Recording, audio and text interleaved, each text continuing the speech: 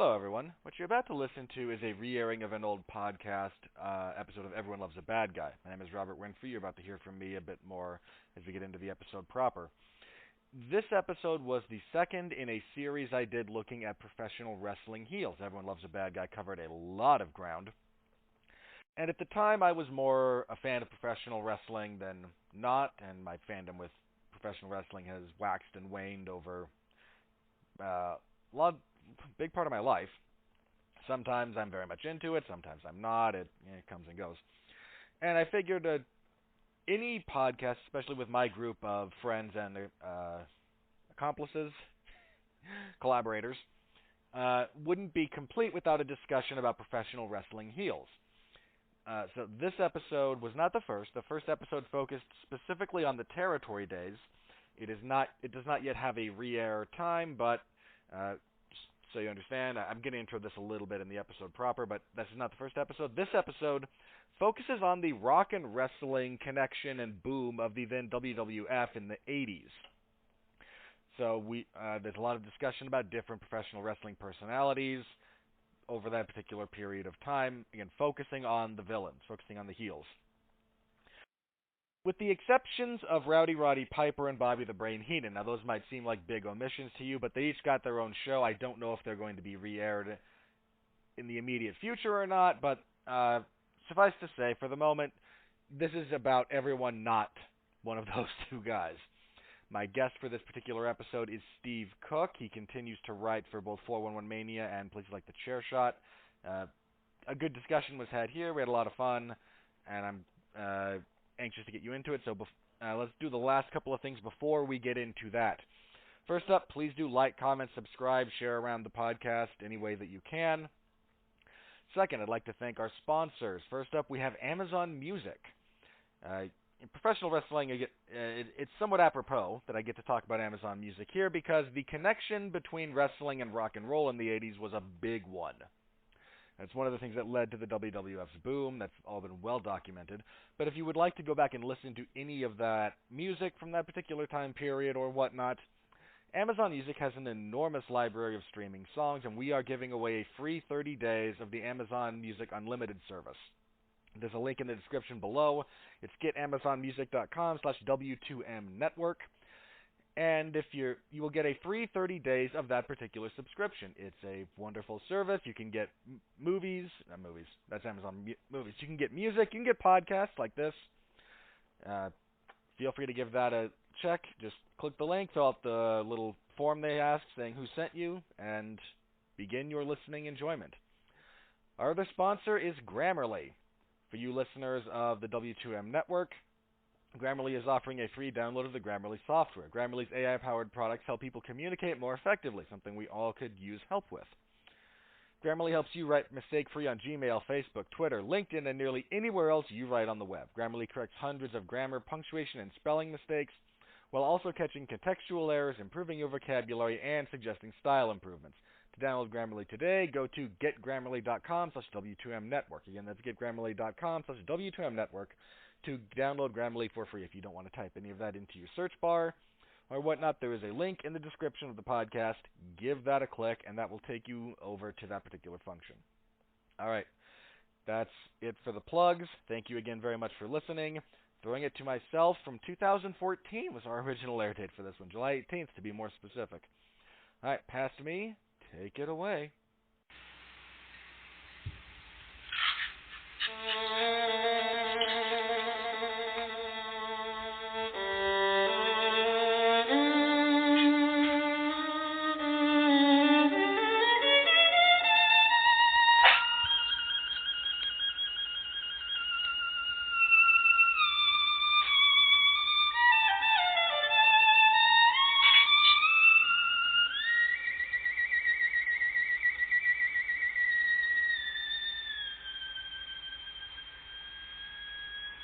When the devil is too busy and death's a bit too much, they call on me by name, you see, for my special touch. To the gentlemen, I'm misfortune.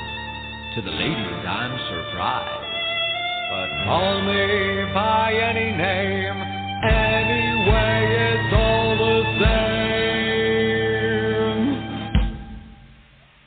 I'm the fly in your suit. I'm the pebble in your shoe. I'm the bee beneath your bed. I'm the bump on every head. I'm the heel on which you slip. I'm the pin in every head. I'm the thorn in your side. Makes you wriggle and writhe. And it's so easy when you're evil. This is the life you see. The devil tips his hat to me. I do it all because I'm evil. And I do it all for free. Your tears are all the pay I'll ever need.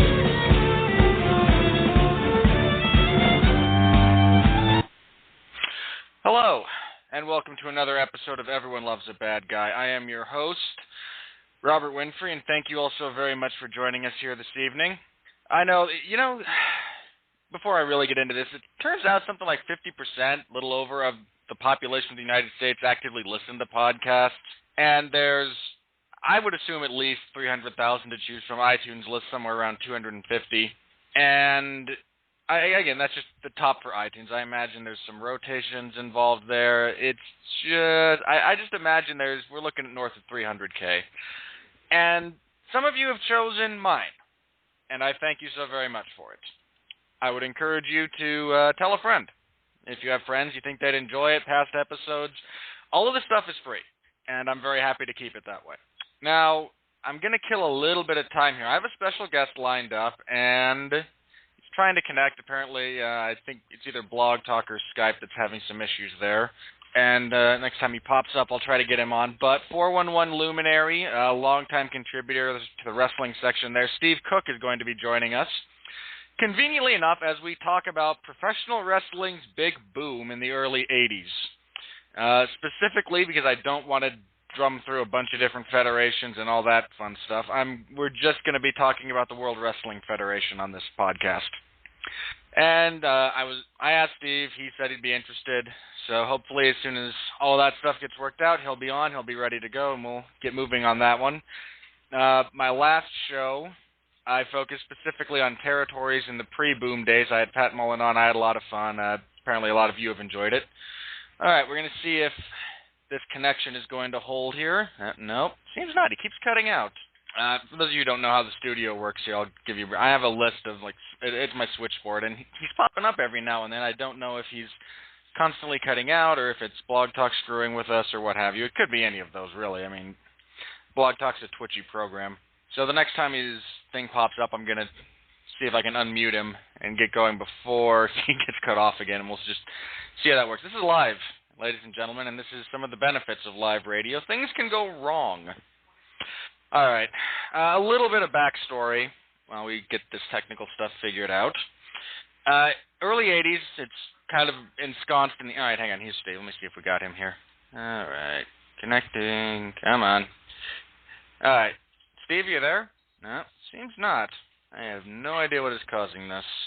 So we're gonna try and get this sorted out again. I apologize, everybody, but it's essentially a free service that we're providing here.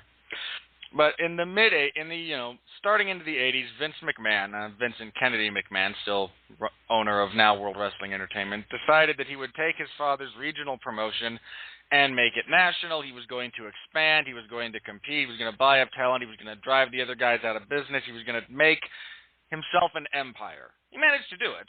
Very successful. But it started in the 80s, and that's kind of where we're going to start here with this one. All right, we're going to try this one more time here. All right, Steve, are you there? That's me. We're going old school now. We're going to use the old school. Well, it's old school as smartphone can be, really. It's old school as like a Verizon probably can be. I want to get like a rotary phone and dial into this one of these times, just so I can say I did it. That'd be nice. My grandma used to have one. I'm sure it's laying around somewhere. I used to get it. That'd be a cool time. But glad to be here. It's a good time. The Blog Talk difficulties on Friday night, nothing new. So I'm used to it. We roll the punches here. It's all good. Yeah.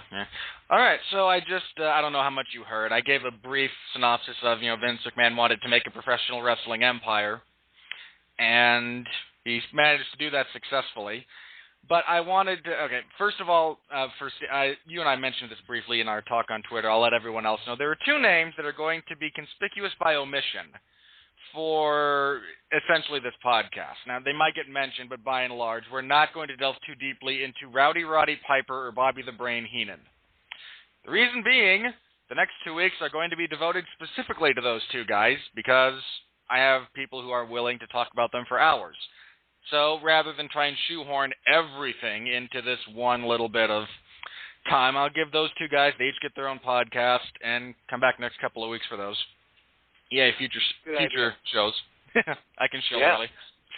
So, minus those two, the WWF's expansion really kind of kick-started with Hulk Hogan. Hulkamania was the driving force behind the then WWF going from a regional northeastern promotion to global powerhouse.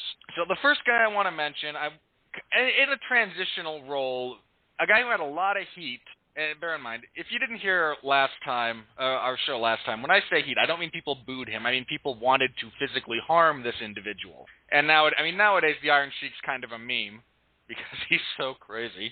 But I mean, back in the day, he was there was a lot of legitimacy about him, about his skill set, and about again, people wanted him dead. And part of that was again the cultural differences between the America and Iran at the time, where he's billed from. So, how was you're a fan of this era? What are some of the memories you have of, in particular, the Iron Sheik?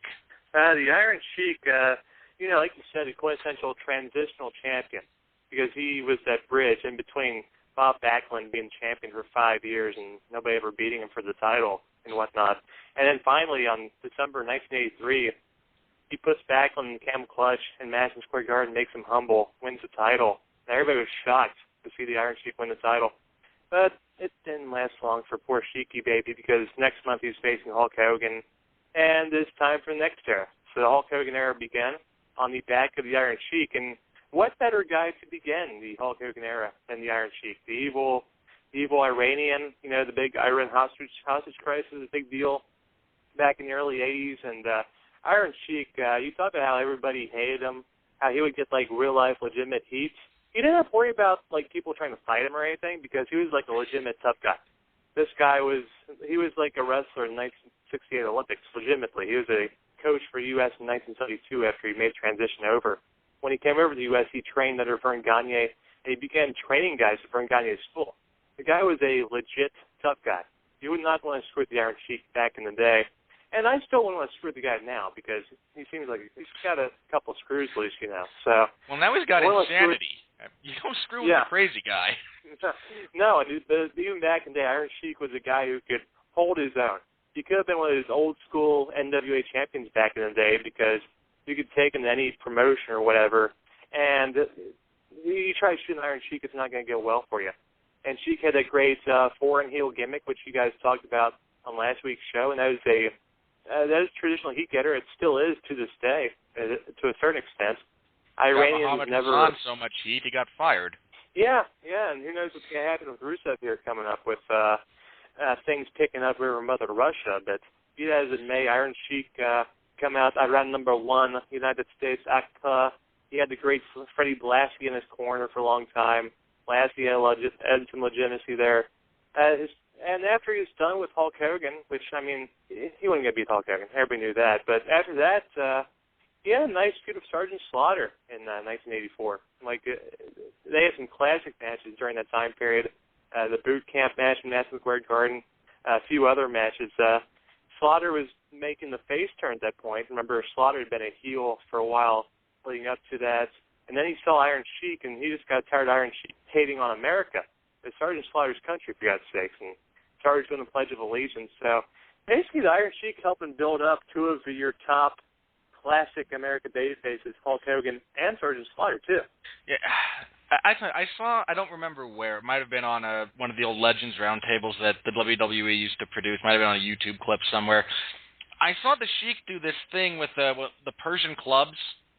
Yes, where he would, the Persian club. I looked at him doing that, and I got tired just watching it. I don't know how heavy those things were, but for anyone out there go ahead, look it up if you've never seen it. And imagine doing that with something that weighs as much as those things. I don't know if they were legitimately as heavy as, it's wrestling, so, you add 5 or 10 pounds to make it seem more impressive. But by the same token, even at just 30 pounds, moving those things around, I don't know how you do. I mean, that takes serious skill. Yeah, Sheik was a skilled guy, a strong guy. He could back himself up as far as, wrestling went, as far as strength went as well. A very legitimate competitor. And he also had a tag team with Nikolai Volkov that lasted for a while in the 80s, and they won the tag team titles at WrestleMania 1. So Iron Sheik was a key figure in that as well. Even if he wasn't in the WWF title scene still, he was a rung below, Hogan and Piper, Orndorff, all those guys, but he was still in the middle of the card. He's still getting great heat with Volkov and with Blassie, and later on, of course, the Slickster. And definitely he was a guy that did a lot of good things for WWF in the mid-'80s. And then he got in trouble a little bit later on. Were you going to talk about how he got in trouble with Jim Duggan? Sure, go ahead. Do you want to mention that? Or? Go ahead. I'm fine. That was a funny instance. Yeah, I know. I was saying, go ahead. The thing with Jim Duggan was it's kind of ironic because Iron Sheik was the classic heel, the classic bad guy and whatnot. And unfortunately, he had the mustache Iron Sheik to prove it. He had the mustache, the evil mustache. You can't forget that. But then one night in New Jersey, he gets caught with his rival at the time, Hacksaw Jim Duggan, in a car doing drugs and whatnot. And the bad part, of course, wasn't that they were doing drugs because it's wrestling. Who cares about that? But you got a heel and a face driving together. They're feuding with each other.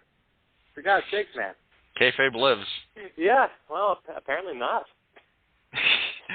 No, I've heard about that. That was crazy. I mean, it's the 80s. No one cares that they're doing coke.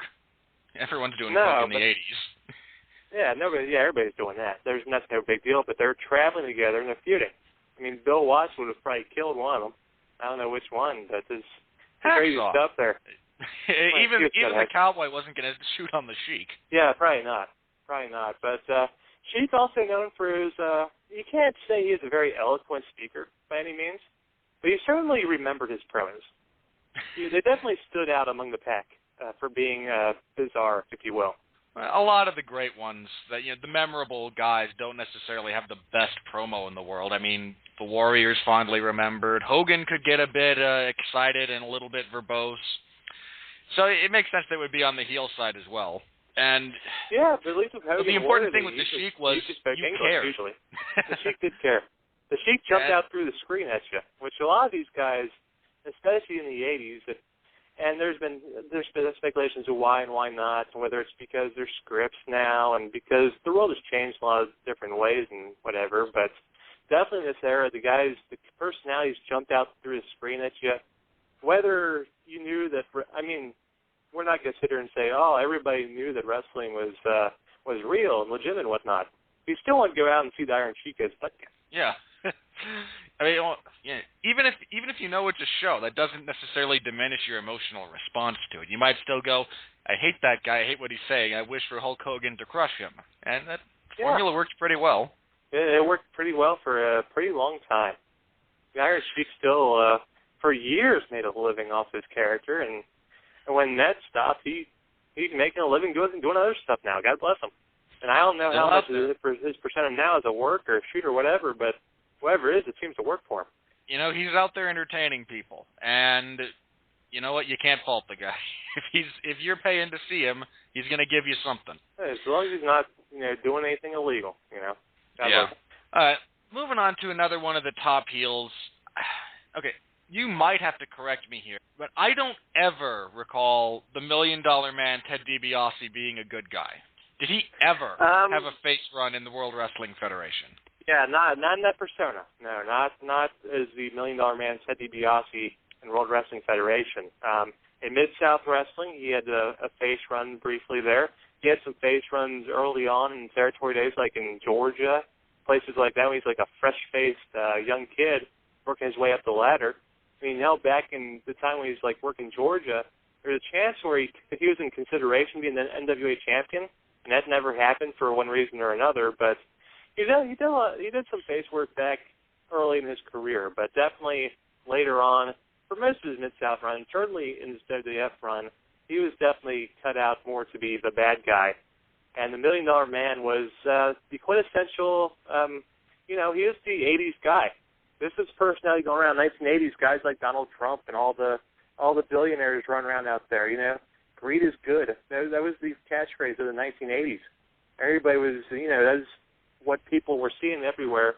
And DiBiase, he played that role of, the guy with all the money that looked down on everybody. And that's kind of a role that's great for wrestling because wrestling tends to attract an audience that's not made up of millionaires and billionaires. It's a lot of guys that are, working 9 to 5, just trying to get by, trying to put food on the plates of their loved ones. Guys, sons of the plumbers, like the Dusty Rhodes of the world, if you will, daddy. DiBiase, he played a character that was nothing like most of those people. He was like those people's boss, He was the guy that he would have these people work for him, and they would think about how much they hate the people that have more money than they do. And that made him the classic heel character. And this was the character, of course, that when Vince McMahon conceived it, it was a character that Vince himself always wanted to play. When he came up with the idea, he basically said that Vince said that, like, if he was a wrestler, that was the character he would have wanted to be. Yeah, I was just going to ask you, I'm pretty sure he actually told that to yeah. The other thing I think Patterson told him, actually. Wouldn't surprise me there either. One of the things that struck me about Ted DiBiase was not just his commitment to being the $1 Million Man, but kind of the latitude he was given by The Office, for want of a better phrase. Oh, yeah. He legitimately had he'd pull out, he did the thing where he would get someone in there and ask him to do something humiliating for $100. No, I got 200, I got 300. But he actually had that much money. Yeah. He had to live the gimmick. That was the key part there. So he had to travel first class. He had to travel by limo. He had to stay in the 5-star hotels because you can't have Ted the $1 Million Man rolling up to Madison Square Garden in like a Ford Pinto, Yeah. That wouldn't work. The fans would see that and they just shit all over it. It would not work for that particular character. And I think it plays to what the company thought DiBiase as well, because there were probably, most people you cannot trust with that gimmick. You cannot. That's you true. can trust most wrestlers. They would not give most wrestlers gobs and gobs of money because full well that every time they show up for the next show, they'd be with their hand out, dude, I need more money. Well, one of the story, and I heard him on Steve Austin's podcast a couple of months ago, and one of the stories he told, one of the things he said was Vince actually came to me and said, all right, I've got something else I want you to do. Now, don't abuse this, but if you're in a restaurant, every now and then I would like you to stand up, tell everyone, this is who I am, this is what I do, and everyone's meal is on me. And it almost boggles the mind that you would have a guy, that you would trust someone that much. I don't know what he did to earn that degree of trust, and he kept it too. It's amazing that you would, especially in the world of wrestling, which is like high school quite legitimately sometimes on steroids. Yeah, you never hear too many crazy stories about DiBiase behind the scenes. Of course, later on, he would probably tell you worse stuff about himself than anybody else would, to be honest with you, because I remember his first book came out, and he was talking about how he went down to the bottom in the gutter and whatever, and they wound up finding religion and stuff. But no, you never hear all sorts of crazy stuff about DiBiase. He was a businessman, He was a guy who was all about the business. He grew up in the business. His father, Iron Mike DiBiase, back in the day, and of course Teddy was trained by the Funks as well, so he had a solid wrestling background, all about the business, if you will. He was willing to do what was right for the business. I keep saying the business, but that's what Ted DiBiase was. Do you have a favorite of his? There's a few other things I want to get in, but do you have a favorite of his heat-getting moments? Because I'll just bring up mine. The one where he called up the kid and said, "I'll give you $1,000 if you can dribble this basketball 10 times." Yeah. And then kicks it out at 9. That's just like the worst thing you could possibly do to somebody. It was, it wasn't too good. He had a lot of sketches like that. I think the one thing I think DiBiase's main story there, certainly early on, he wanted to be the World Wrestling Federation champion, and if he couldn't earn it on his own merits, which he could have earned it, he probably could have, but he decided he wanted to buy the title instead. So of course you have the whole gimmick with him and Andre, and the fake Dave Hebner in the main event. That the whole deal goes down. And eventually all washes out, and DiBiase doesn't win the title.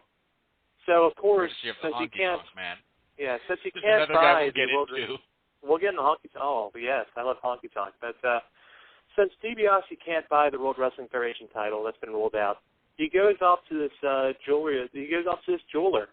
And I love it because he also walks in like wearing this like vampire type cape, which is pretty awesome. Oh, yeah, you gotta love rich people wearing capes. That's always a good time. That just shows you're evil. You know you're evil when you're in a. I mean, good guys have capes, and they have suits, but they don't wear the cape with the suits. I think bad guys wear capes and suits. You know what I'm saying? That's a very astute observation. I hadn't noticed that, but that's quite true. That's some heel and face fashion tips right there. You know. But DiBiase, of course, walks in with a cape and the suit, and they show off the $1 million title belt. That's the gold belt with the silver studs and all that stuff, thousands upon thousands of dollars, and DiBiase becomes $1 million champion. And that leads to all sorts of other stuff going on. You know, of course, he had the bodyguard Virgil. I remember the classic feud with Ted DiBiase. DiBiase he never held a big title because it's a different era where not everybody held the world title. Like, I mean, nowadays everybody's a world champion several times over, but Jack DiBiase Swagger's never a held world champion. Jack Dolph Swagger's a Ziggler, world champion. That's right. Heaven help us, was a world champion. Yeah, but DiBiase didn't need to be the world champion because he had the $1 million title. And hell, later on he won the tag team title just for kicks and giggles with Erwin R. Shyster, with Money Incorporated. Another team that got into people's, kind of made people very angry. So nobody DiBiase likes the IRS. No, certainly not. And DiBiase was never a face during this time period, and there was never a reason for him to be, because there was always something he could do, whether it be feuding with Roberts or with Roddy Piper, or whether it be feuding with bodyguard Virgil later on, when Virgil sees the light, thanks to Roddy Piper. Oh, that was a good one. Him and Piper. Man, Piper is a face. Get into this a fair amount either next week or the week after, but he was so good either way. But we just mentioned the Honky Tonk Man, so I want to go ahead and bring that up real briefly, and then I actually want to touch on Andre's heel turn. But the Honky Tonk Man, yeah, as the Intercontinental Champion, the greatest of all time. What in the world led us to that point? Well, I mean, what happened was Honky Tonk Man started off as like a good guy. Theoretically, came in doing the Elvis impersonating bits. I think he had the endorsement from Hulk Hogan even, but it wasn't quite getting over with the people. So they had the poll. Like, I don't remember if they had. I think they had the vote in WWF magazine, if memory serves me correctly. Like, do you approve of the Honky Tonk Man? And the majority of people did not approve of the Honky Tonk Man, so he became a bad guy. It's kind of before its time, really, because nowadays you have like athletes and everybody pretty much polling the public, trying to figure out what they should do because nobody can make a decision anymore. So basically, WWF let the fans make the decision here, and Honky Tonk Man became the bad guy. So it's kind of ahead of its time in that regard. But the reason he became champion, the Intercontinental champion, you know, Ricky Steamboat won it from Randy Savage in that classic WrestleMania 3 match, and Steamboat needed some time off because he wanted to go home and be with his wife while she was having their kid and whatnot. And, you know, that was fine, but on the way out, he had to drop the title to somebody. And there's been lots of different stories about what led to it. Some, who knows what exactly happened. Basically, the Honky Tonk Man wound up getting the nod. He Steamboat on, I think, his Superstars of Wrestling. It's not too long after WrestleMania 3. And then Honky Tonk Man just keeps on holding on to the title. And either nobody can beat the guy or nobody can pin the guy or whatever, but it gets under the skin of the fans for sure. And all in all, for God's sakes, the Intercontinental title is a lot more interesting during Honky Tonk's reign than it is today. I don't think anybody can doubt that. It's a shame that it's not used properly. I mean, the sad thing is, and this is truly sad, ladies and gentlemen, what I'm about to say, but in contemporary wrestling, and someone who's more of a fan of the product than I am, I'm aware more than I watch and take in, so feel free to correct me here. But okay. The last thing I remember being kind of interesting or entertaining regarding the Intercontinental title was when Santino Marella had it, and he had the honkometer. Well, and that plays right into it. You know, even to this day, people still remember the Honky Tonk Man, and he calls himself the greatest Intercontinental champion of all time. And, well, you can argue about, I mean, Randy Savage is obviously better in ring, and, guys like Bret Hart, Shawn Michaels, people like that. But, hey, nobody held that belt longer than the Honky Tonk Man. Just as a brief aside, nobody ever will either. That's I don't know. If they let Barrett keep it while he was injured, I think he'd have the record beat. The best chance of that happening would be they forget it exists. Hey, JTG kept his job for a couple of years. Crazier things have happened. It's quite possible. I still believe that Paul London and Brian Kendrick held the tag team titles for a year because they forgot about them. They forgot. I'm pretty sure it's entirely possible. Well, they were also on SmackDown at the time, and no one cared. But, I mean, and we can take shots at the Honky Tonk Man's, his work and whatnot.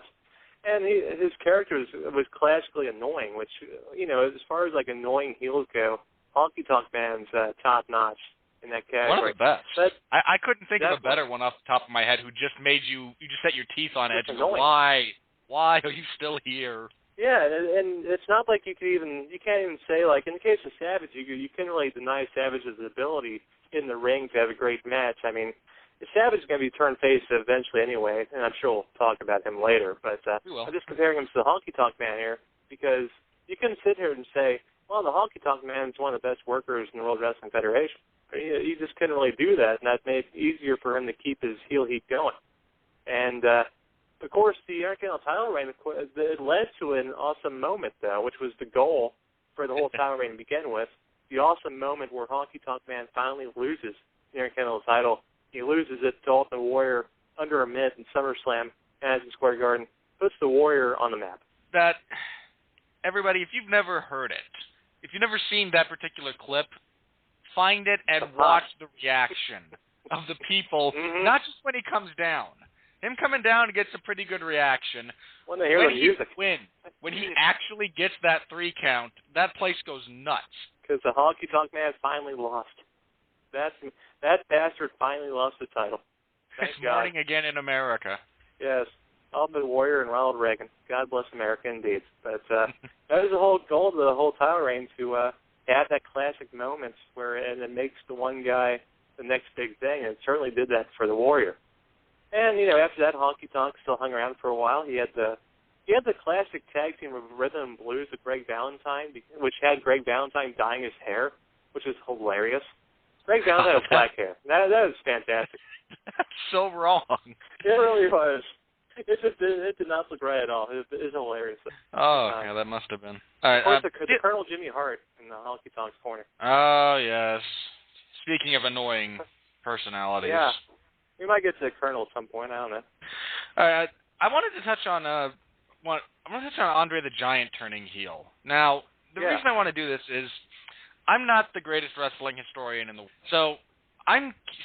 My memories of Andre and my knowledge, not so much memories, but for the longest time he was first of all an attraction, and understandably so, given the fact that he's a giant. You don't want to wear out your welcome, in the sense that, Andre the Giant's on TV. I mean, nowadays we have the Big Show, and Big Show's just on TV again. I mean, come on. The guy's, he should be special in that sense, and sadly, the overexposure and whatnot, he isn't right now. Right. But was Andre ever really a heel prior to turning on Piper's Pit, coming out with Bobby Heenan in that Piper's Pit segment? If he was, it wasn't long-term anywhere. It wasn't particularly advertised by anybody, but as far as I could tell, going back through the annals of time, whenever Andre popped up in any territory, he was usually the good guy coming in to have battle royals and win battle royals and take on the top heel in the territory or whatever. No, if he did, it wasn't an ordinary thing, certainly. And whenever he appeared on WWF television, obviously, he was always the beloved good guy. So definitely when Andre turned against Hulk Hogan, it was definitely something that shocked America in the world, I mean, for that matter. To this day, that's one of the most chilling things you can see is him coming through that curtain after being introduced by the great Bobby Heenan, and he looked so completely different. I mean, Andre...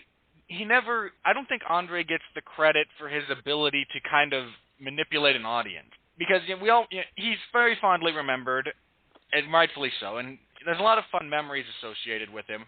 But when you really look at some of the things that he was able to do, he comes out and instead of typical Andre attire, he's got a suit, he cut his hair, and he never smiled. And he always had the big smile. Like I said, he was kind of the happy-go-lucky big guy. Yeah, he's a big friendly giant.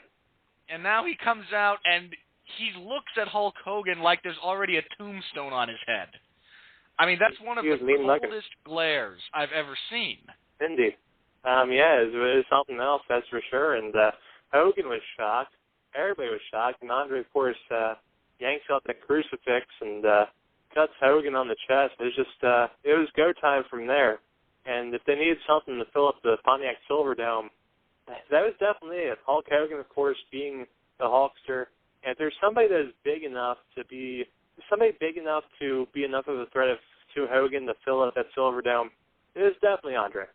I mean, there weren't not too many other choices, to be honest with you. Certainly not on Andre's level. No, I mean, having a guy like that, I think it was Chris Jericho who I heard talk about it on a countdown one time. Like, you kind of knew Hogan was going to win, but you couldn't, for the life of you, figure out how. I mean, that's right. Because Hogan was the good guy, and the good guy has to win, and especially in the World Wrestling Federation, which was contrary to a lot of other promotions, tended to have a baby face on top. Yeah, that's what they like. So you got used to the good guy winning, and now here comes Andre, like, well, I'm pretty sure Hogan's going to win because Hogan always wins, but how in the world is he going to beat Andre the Giant? And there's also the fact that if Andre didn't want to put Hulk Hogan over, he wasn't going to. And nobody was going to make him. You couldn't. What would you do? I mean, you'd have to shoot him. Seriously, you'd have to shoot the guy. Yeah. I mean, and that might not work. Depending on where you got him, it might not, and the caliber of your weapon. Yeah. I mean, you'd have to bring something large. It was definitely a tall order for the Hulkster heading into WrestleMania 3, and it filled up the Silverdome. And, of course, the match was what it was. In this time period, Andre was not he wasn't the performer he was back in the day. If you go back, watch his matches in, like, the 70s, the early 80s, the guy could move around.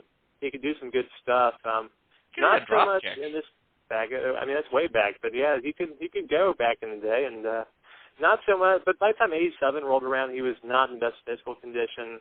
The giantism disease was kicking in. He had trouble getting to the ring most nights, but he was able to do enough where he was a smart enough worker where he figured out, he knew his limitations. He was able to do enough to make the match work, and definitely that, whether you think Hogan versus Andre was a 5-star match or not, it definitely accomplished the job it set out to do. Yeah, and it was fitting that, there was the screwy ending when Andre got the belt and then surrendered it to Ted DiBiase. Well, technically he surrendered the tag team championships to Ted DiBiase. He wanted to keep the world title for himself. Well, that's true. These things happen sometimes. Andre, another one of these, not always foreign heels. Sometimes when you get these Frenchmen out there, they're not quite sure exactly what the English equivalent is. They're a little confused from time to time. And, even in that WrestleMania 3 match, remember earlier in the match where Hogan tried to slam him and Andre lands on top of him, they had the whole thing. Was it a 3 count?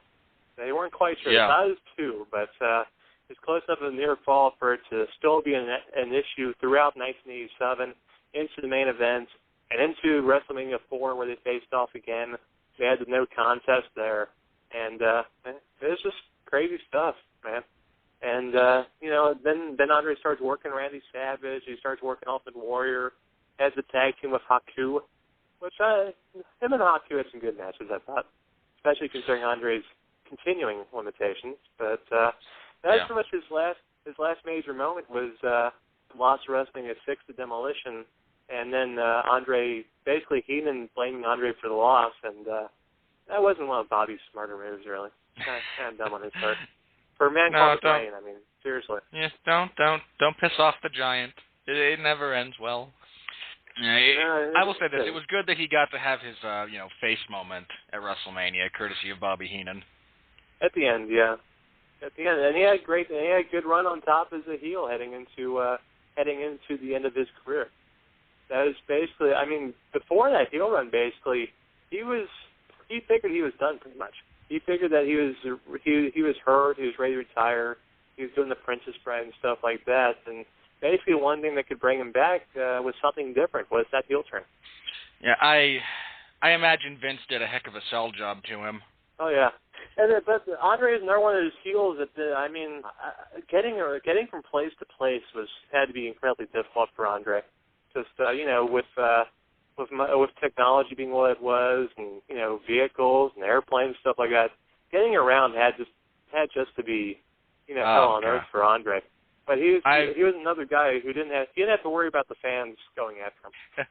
Okay, I've heard some horror stories about his traveling from guys like Pat Patterson or Bobby Heenan. And they tell him from time to time, every now and then that gets put on DVD sets or releases or whatnot. And it's just, you can't help but feel bad for the guy who, had to get a special car, had to buy 2 airplane seats, could not possibly have fit into one of those airplane restrooms had an emergency taken place. I mean, spent several life savings on alcohol.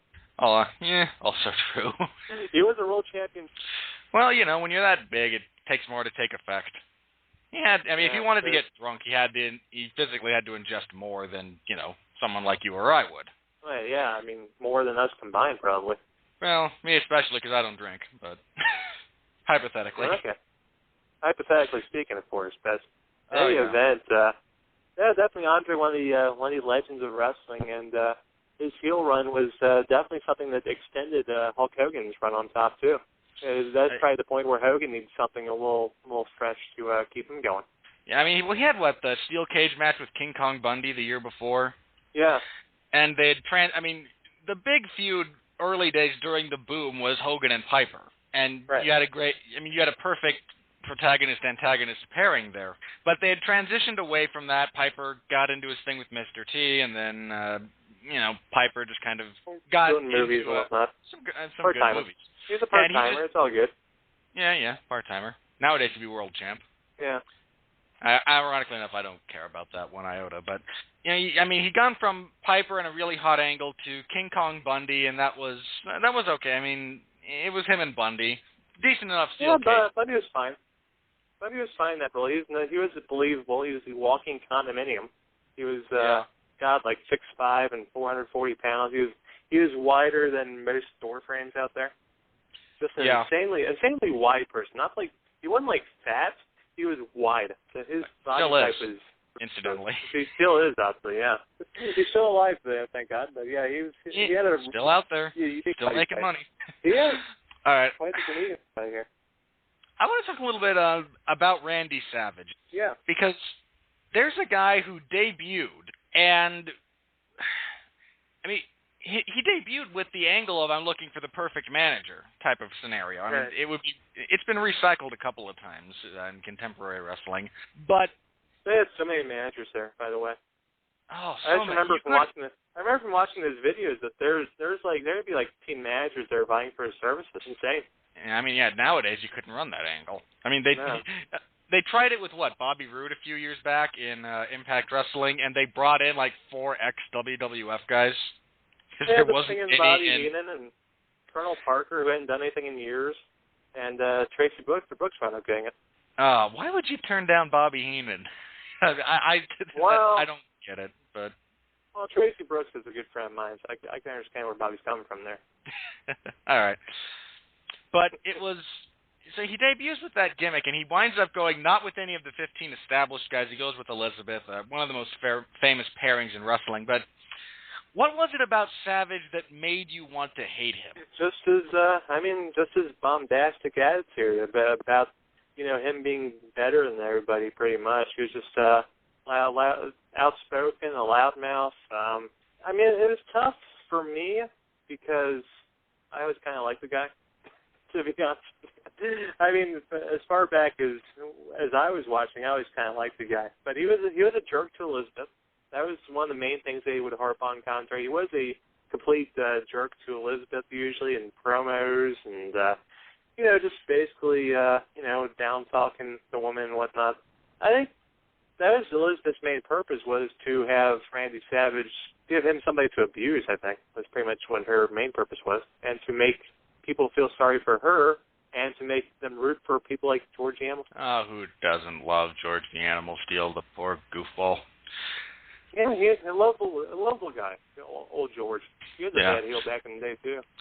So, but here's my thing. Savage, again, kind of, mistreats Elizabeth. Everyone loves Miss Elizabeth. So, further boo to Randy Savage. He gets the face turn, WrestleMania 4. I thought that his stuff for as good as all of his, I'm superior, I am the Macho Man stuff was, when he got to be crazy, paranoid WWF champion Randy Orton, that was just a different facet and in some ways a much more intriguing one than him just kind of lording being the Intercontinental Champion around and potentially crushing Ricky Steamboat's throat. Yeah, people didn't really like him crushing Steamboat's throat, but at the same time, he did get some cheers at WrestleMania 3. Some people did like him. They didn't really mind that too much. But, definitely once he became champion, of course he was best friends with Hulk Hogan. They were the mega powers, but I don't know, Hogan's still kind of hanging around. People seem to like Hogan more. Hogan seems to have those eyes towards Miss Elizabeth. Well, I can't remember the phrase. There was like a lot of those eyes. Do you remember this at all? Yeah. He had eyes for Miss Elizabeth. There's something. It wasn't like that. what was it? It wasn't wandering. It was God. Yeah, it was such a great phrase too. Yeah, it wasn't wandering. Wandering is something else completely different. Yeah, God. I don't know. Maybe it'll come to me. But it's a great phrase though, and I don't know. I mean, you could kind of, if you were a Hogan hater, like a lot of people were, you could justify Savage being paranoid about Hogan wanting his title and wanting his woman and stuff like that. He wasn't completely. I don't think he's completely wrong to be a little nervous about Hogan, because Hogan was always that top guy, and you kind of got to figure the top guy always wants the top prize at being the WWF title. I don't know about the whole Miss Elizabeth thing, although there were some instances where Hogan would lift Elizabeth up in the shoulders, So you can kind of justify it. Well, that's one of the best things about it. I mean, there are two kinds, and I've mentioned this before on this show, there are two kinds of really great bad guys. And they all kind of break down into one of these two categories, the good ones. They're either just pure evil and love being evil, like Mr. Burns, who just revels in his own crapulence. Or they believe they are completely justified and are actually in the right. Yeah, and Randy Savage was definitely in that latter category, where he thought he was in the right, and even though people didn't agree with him, he still continued doing his thing. And of course, he'd move on to have Sensational Sherry by his side, and he'd become the Macho King, Randy Savage. His feud with Warrior was one of the most... It's one of the oddest pairings, because you put them together on paper, and it might not necessarily work, but whatever it was, they had this crazy kind of wonderful chemistry. Yeah, they're both insane. Which helps. They both had that going for them. I mean, Warrior was insane, and Savage, he had some insane promos going back in his day. No doubt about that. And as far as the in-ring stuff goes, Warrior, although I don't think you won't confuse the guy with Bret Hart, but you could carry him, you could take him to a good match. And Randy Savage was kind of a worker back in the day where he liked to plan out his matches. And that's kind of the guys like Flair and Steamboat don't really agree with that, because they think everything should be done in the ring. But Savage was a guy, he liked to think stuff out beforehand. He liked to plan everything out, so everything would be perfect going in. He had the battle plan ready to go. And Warrior was the kind of guy who, when you give him something like that, like he had with Hogan WrestleMania 6, where they did the same thing, you give him a good script for a good match, and he can do it. Yeah, and, it's been mentioned that the more you hate the guy, the more powerful it is when he finally turns and you get reconciliation. And Savage reuniting with Elizabeth after he loses to the Warrior. Still one of the greatest. After he mistreated Elizabeth for years. After he mistreated Elizabeth for all those years, but Elizabeth still tried to stick by him all these years. Even if we thought Savage didn't love her or whatever, she still stuck with him until it just got to the point where she couldn't take any more. And finally, after Sherry turns against Savage, she runs down and gets her out of the ring. And yeah, definitely one of the classic one of those WrestleMania moments that they always talk about. To me, that match and the aftermath, to me, it's one of my top 5 I'd put it in my top 5 of all time, quite frankly. That might be a contentious statement for some people, but it's on my list due to the match itself and to the story. Yeah, I think we're all suckers for redemption stories, one way or another. All right. Yeah. Who else do I have on my list here? Oh, let's see. I mean, this is an odd one in that, and this might be one of the first instances of what we kind of associate now with being the cool heel to a degree, but sure. I want to talk about Jake Roberts. Oh, the because, snake, yeah. Well, I forget which interview it was with him. I couldn't tell you which one, but I heard one with him where he said that his only regret was that as a heel, he never took a backward step. He didn't play up being, he would cheat and he would be, he would do some of the heel stuff, but he never begged off. He never did, I'm going to take a powder type things. And he mentions that the problem was eventually people, you can be a jackass about it, but eventually the people are going to start to respect it. And that's kind of what facilitates people starting to cheer for you and all of that stuff. And that was, he might be one of the first kind of iterations. And again, we mentioned it being, the cool heel, which debatably just doesn't, thank you, Kevin Nash, for part of that. But, Jake was such an anomaly in a lot of ways in that, if you look at a lot of the things that we associate with professional wrestling in the 80s, Jake was not that. Right. I would say the thing about Jake, from the time he started off as a heel in WWF, then he went face for a while, then he went heel again. I would say the thing about Jake Roberts for, the most of the time is he never really changed. Like, his style, his demeanor, his strategy towards life, that never really changed. What changed was the people he was going after. Like, eventually he was going after the guys that we didn't. He started off going up against, like, Ricky Steamboat, guys that we liked. And then eventually started going against guys like Rick Rude and Ted DiBiase, guys that we didn't like. He was justifying an instance where Rick Rude tried to hit on his wife, and Dick didn't really take too kindly to that. That wound up being a bad situation for Rick, but be that as may, there was also a time he got blinded by Rick Martel with the arrogance. They gave him issues to work with. Let's have a blindfold, Matt. Blindfold, come on. Yeah, the less said about that particular instance, the better. But here's what kills me about that. Nobody learned. We still got them years later. Like, no. Yeah. They even had Jake feud with Andre the Giant for a little time there. And Andre Jake was afraid of snakes. Typical.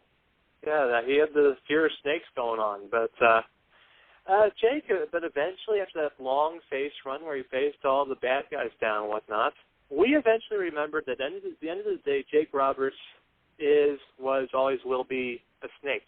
And that's what happened when he turned on the Ultimate Warrior, when he helped the Undertaker out and left in that filled room. And that's what happened when we had the snake bite Randy Savage. And then we remembered that, Jake, he was always a snake. We never should have trusted the guy. That's really the best kind of heel, too. Oh, yeah. Well, what was his line? No, that's the reptile's just a toy that I bring around to scare people. I'm the real snake. Yep. And the fact that we bought into it frequently. For years. Hell, he was a face for years. And like I said, he never changed. No, he was just Jake the Snake. And, when he's opposite, like Rick Rude or Ted DiBiase, we cheer for him because we don't like who he's. But no, he had his character, he had his psychology down, and the only thing. Sorry, go ahead. I was just gonna say, especially in '91, that was one of the most despicable heel runs really that Jake had during that time period. Where not only did he have the snake bite Randy Savage, he also slapped Elizabeth, for God's sakes. Oh, Which was something that you did not have women getting beat on by men in the 1980s and early 1990s. That did not happen. This wasn't ECW where every woman was getting beat up every week. That was something that definitely stood out, and it made it pretty much impossible for even. I was a big Jake fan when I was a kid. I loved Jake Roberts, but even I was taken aback when he slapped Elizabeth. It's like, oh my goodness, what are you doing? Come on, we understand you're not liking Randy Savage, but what do you got against Elizabeth? Yeah, seriously, she didn't do anything. And then he had it. And he had, the Cobra bite Randy. Yeah. Oh, now that I heard a rumor, and I don't know if you've heard. Is it true that they had the snake was devenomized naturally. Sure. But I heard the rumor that snake bites Randy. Jake gets the snake off. I heard a rumor that actually the snake died a few weeks later. You know what? I did not hear that, but I would not at all be surprised. I would not be surprised that the snake would not survive an encounter with Randy Savage. It bites Randy Savage, and then just from all the crap going through his blood. Yeah, who knows what's going through Savage's veins? Yeah, a week or so later, the snake that bit him winds up doing. Bite Randy Savage. Bite most of those the famous snake dying instance was the time where Earthquake sat on the. Oh, that was sat on. That was kind of, that was an interesting way to get some sympathy for. Yeah, and then of course he brought in an even bigger snake because that's just what Jake did. Better than Lucifer.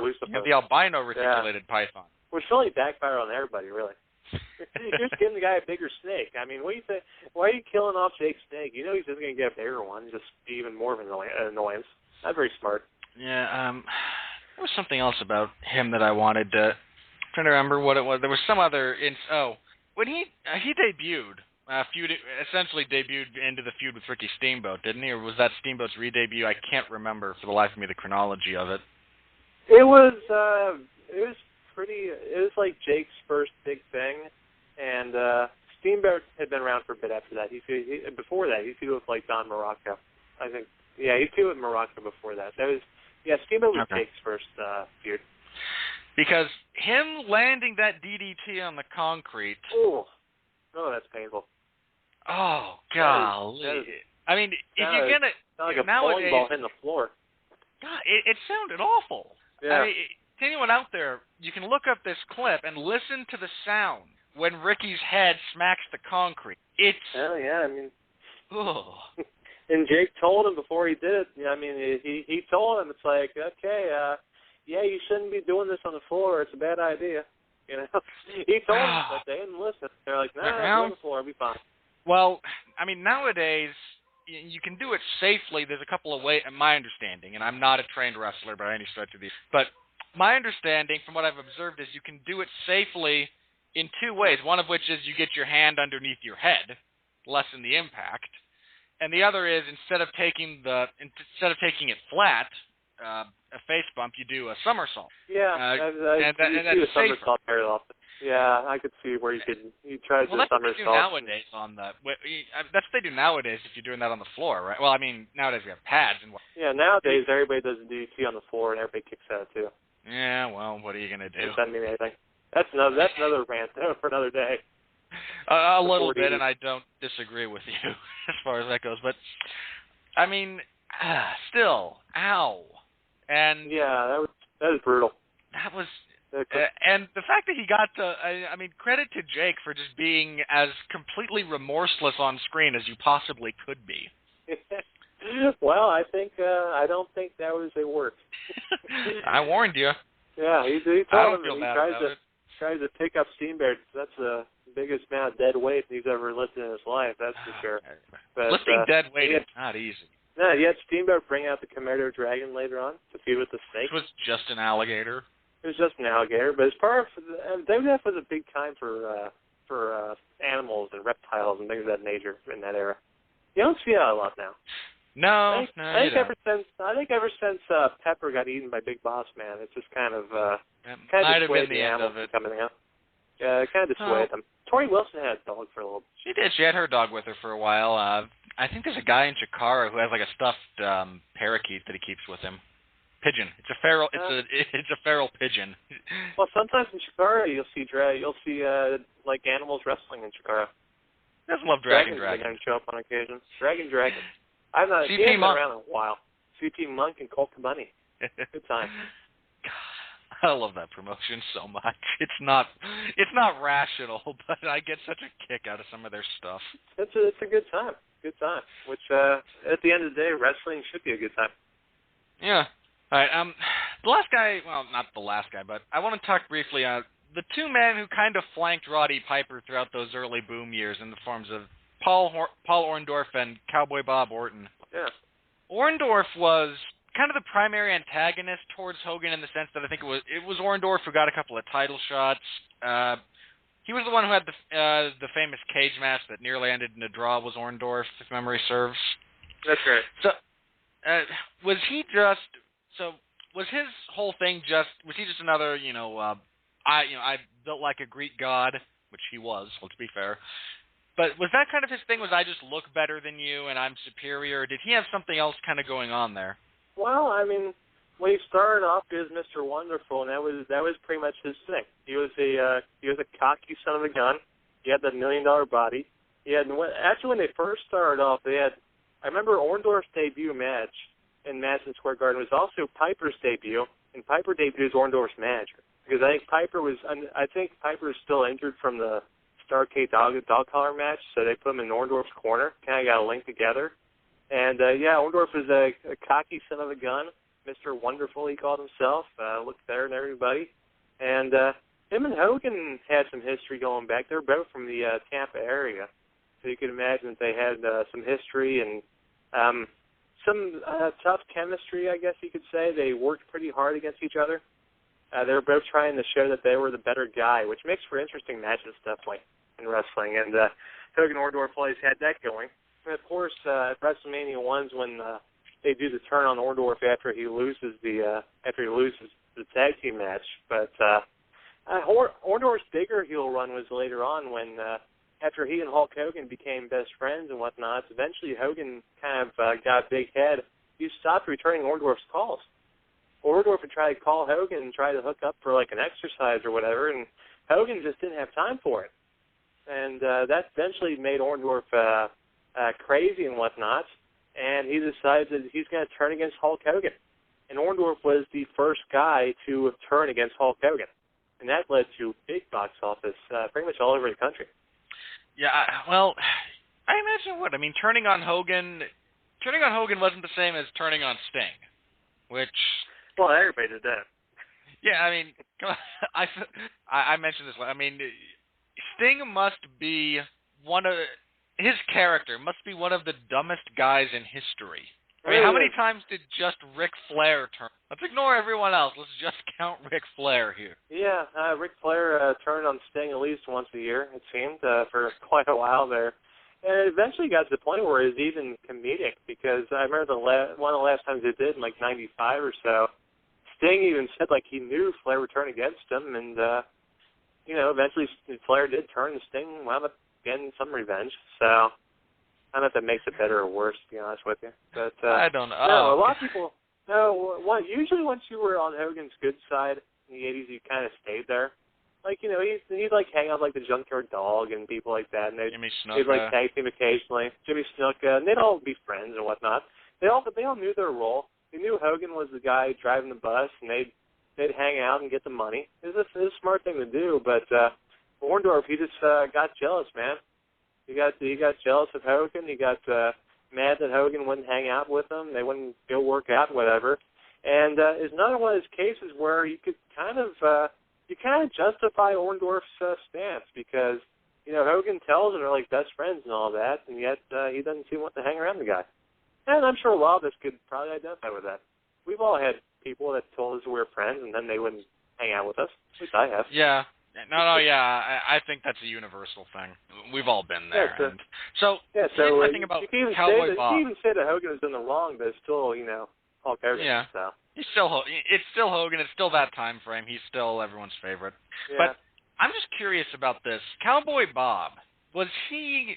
okay, I'm going to phrase this. I don't get any of the Ortons. I don't understand why... I don't get the appeal. And okay. Specifically, that references Randy, who I have seen, and anytime he's on television, I feel I could go do anything else, and I would be slightly more entertained. Rare exceptions, but generally speaking. And now, that's me.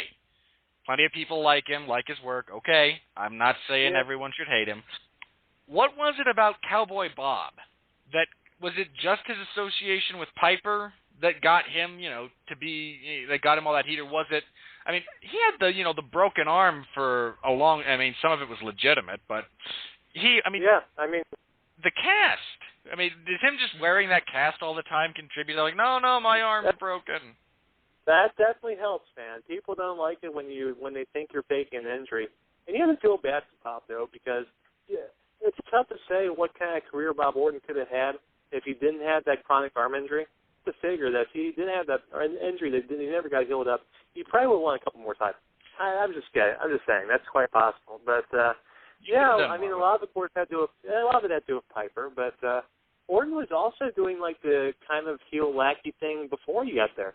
If you go back to '83 with Flair and Race and NWA, it was Slater and it was Bob Orton and his Dick Slater that were Race's flunkies that tried to break Ric Flair's neck and put him out of wrestling. So the heel flunky was pretty much what Bob Orton Jr. was born to do. And him and Piper had that, they had a great chemistry together. They were like best friends forever pretty much. And it's always pretty amusing. And Bob had that arm injury that never quite healed properly. And while he was a good in-ring guy, he didn't really like stand out, Like, you knew he was good, but he wasn't like a top-flight kind of guy that just kind of set the world on fire. But he did a great job of making people who were in the ring with him better than they usually were. And, that's a lost art as far as in general. This is a minor tangent, but there's a difference between being able to have a good match and being able to make your opponent look good. Now, not always. There's some overlap in skill sets, but the loss of talent who exists almost solely to get in the ring with someone, contemporarily speaking, like, say, Rusev, or someone else like that, or a babyface for that matter. Someone for Roman Reigns to go out there and beat decisively, but look really good while doing it. And you don't have that nowadays. You have guys that you can throw out there to take a loss, but the mindset is not, okay, what can I do necessarily to make this guy look as good as possible? Which is what a lot of those other guys like Bob Orton, or, Iron Mike Sharp, Barry Horowitz type of scenario, their mentality was, I want to make my opponent look good. And it just seems like that's a mindset that's missing from a lot of contemporary wrestling. Yeah, it really is. And I think the problem with that is that while guys might look back to guys like Bob Orton, guys like Mike Sharp and people like that, they don't want to necessarily get caught up in that role. They don't want to be the guy that makes the other guy look good. They want to be the guy that gets to look good.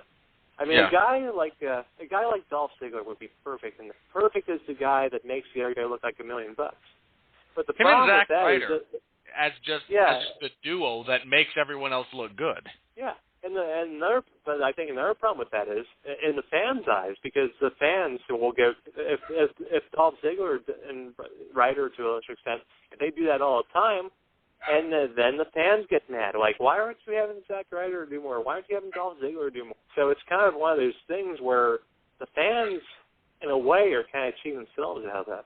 I think. I also think there's a mentality that guys don't want to.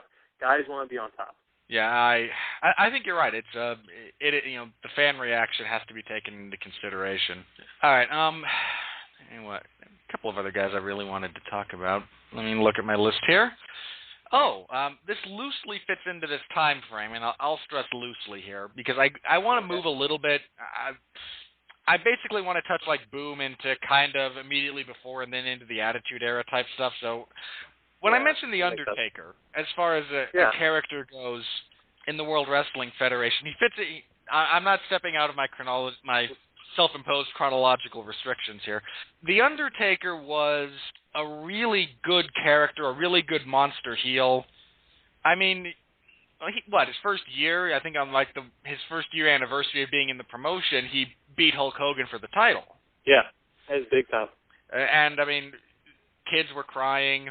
The audience was completely invested in that as far as Hogan can't knock The Undertaker over, and, Ric Flair came down with, that dirty, but him as a character, and his presentation, he was great as a heel. People were legitimately kind of, unnerved by him.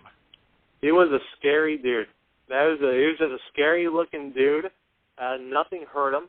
He felt no pain. He didn't sell anything,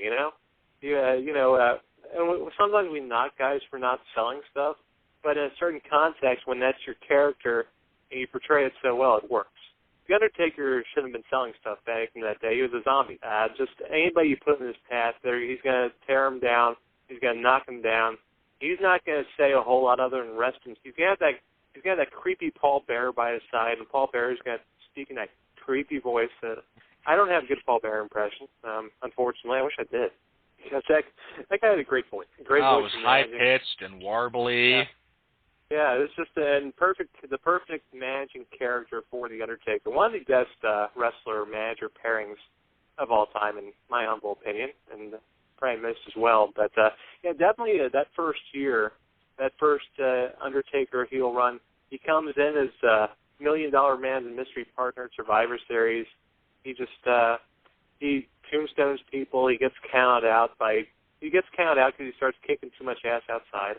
Which is the best way to lose. You have to lose. The best way to lose. The old disqualification by kicking too much ass. It's a good time. But for that year, I mean, he just ran through anybody they put in front of him. It didn't matter who it was. Never felt any pain. They put him up against the Hulkster. You think, well, the Hulkster will do something against him. And the Hulkster did more than most people. Undertaker still got that win. He got he lost to Tuesday in Texas, and then there's some other stuff after that. It led to a face turn, but definitely Undertaker heel that first year. That is, if you're like a wrestling booker or promoter or whatever, you're looking for a way to put somebody over strong. Just watch what they did with the Undertaker for that first year. That's probably the best way you could learn how to do it. Yeah, and he had body bag matches too, didn't he? I mean, nowadays you have the casket matches and all that other stuff, and I imagine it was just too much of a logistical problem to do that on a regular basis, but body bags are relatively easy to come by. And to be perfectly frank, I think a body bag would scare me more than a coffin, the idea of being sealed in one. Yeah, he put the jobbers in body bags during his matches, and as a kid, that definitely freaked me the hell out. Like, put the guy in a bag. What the hell? A really thick bag that you can't breathe in there. It's gonna get hot. Yeah, not a good time. And of course, the legendary segment where they locked the Warrior in the casket. That thing legitimately creeped me out too. That one gave me nightmares. I'm not gonna lie. That was scary stuff when I was 7 years old. To have those eyes again, to be a child and just enjoy. Indeed. Not overanalyze stuff. Yeah, but Undertaker was he's been scary for most of his career. I mean even when he's doing Biker Taker, he's still scary. You know what though? I like Biker Taker though. I think that was underrated. I think it was an underrated portion of his career especially when he was Big Evil, Red Devil, the Undertaker, and he was a bad dude, man. And it wasn't the typical Undertaker stuff. He did a bit more talking. He was like that loudmouth, big-ass redneck that can beat the crap out of you. And he played that to a freaking... And he did so many awful things to the Hardys. He did awful things to everybody. Didn't he make, like, Tommy Dreamer eat his vomit or something? Something like that. It might have been urine. He made Tommy Dreamer eat something. It was probably... something awful. Of course, that was when Dreamer was doing the I'll do disgusting things gimmick. Which was an awful gimmick, too. That's the best thing you can do with Tommy Dreamer? Really? Come on. Tommy Dreamer's not one of those guys who you just have him put people over. He's one of those guys makes people look like $1 million. You don't have to have him bopping through stuff. No, you didn't. But, I mean, this is completely in a different time, and I will get into it more at a later date, I believe. But when he was doing the biker thing, I mean, both times, when he was a heel, when he was a face, I mean, his face stuff on SmackDown after the draft, he got traded, he turned face, and his first thing, I think, over there was he feuded with Brock Lesnar after Lesnar had taken the title off of The Rock. And he and Lesnar had some great matches. I mean, it's more than your typical big man fare, but, those two had some really nice chemistry. Yeah, I mean, I wasn't a big fan of the Unforgiven match due to the ending, which was, the ending wasn't good. They had the disqualification, and Undertaker threw Lesnar through some sign or something. I wasn't a big fan of that, but Hell in a Cell, though, I think I was no mercy. There was that. That was a badass match. One of my favorite cell matches. I mean, that might be number 3 one of the better behind cell the matches. Famous 2. Yeah, definitely one of the better cell matches. lots of goofy stuff going on. You had Paul Heyman got busted open during that match. He pulled his tie next to the cage. Yeah, through one of the camera holes. He reached through and grabbed him and then yanked him into the fence. Yeah, good times. Yeah, Undertaker bled like freaking sieve. Missed his oh yeah, the whole match he was bleeding. Missed his. I don't know if he went too deep or he nicked something. I mean, it wasn't an artery, but he was leaking the whole time. Yeah, that was one of the worst ones. But yeah, definitely good stuff. Undertaker in general, good guy. Oh yeah. All right. Let's see. I think that's everyone I had on my list that I remembered and really wanted to talk about. Anyone jump out at you that we've omitted from from the 80s days of the World Wrestling Federation? Well, I might. I don't think we discussed a whole lot of tag teams. I don't think we discussed a whole lot of tag teams. Yeah, the tag teams. I would say the Hart Foundation for one. Definitely Bret Hart and Neidhart. The Hart Foundation, along with Jimmy Hart, the Mouth of the South.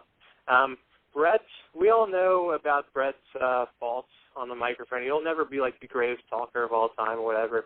And definitely early on in his career, he wasn't really sure of himself. But he stuck with Neidhart, who was Neidhart was certainly a promo in his own right, and Jimmy Hart, of course, could talk.